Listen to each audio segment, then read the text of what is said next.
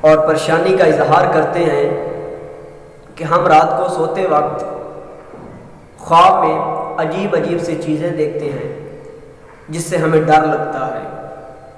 تو آپ کو وظیفہ بتائیں جس سے اس پریشانی کا حل نکل سکے اور ہم پرسکون نیند سے اپنے آپ کو لطف اندوز کریں۔ تو ان کی خدمت میں یہ وظیفہ لے کر حاضر ہوا ہوں کہ سب سے پہلے آپ لوگوں کو وضو کرنا ہوگا۔ سونے سے پہلے آپ نے وضو کرنا ہے۔ وضو کر کے بستر پر جب آتے وقت 3 مرتبہ اعوذ باللہ من الشیطان الرجیم آپ نے پڑھنا ہے۔ 3 مرتبہ اعوذ باللہ من الشیطان الرجیم پڑھ کر آیت الکرسی کو پڑھنا ہے 3 مرتبہ۔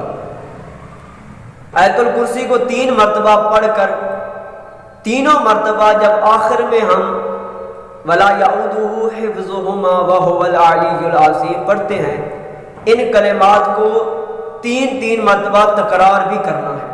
یعنی کہ آیت الکرسی 1 مرتبہ پڑھ رہے ہیں تو آخر میں یہ الفاظ آتے ہیں وَلَا يَعُودُهُ حِفْظُهُمَا وَهُوَ الْعَلِيُّ الْعَظِيمُ۔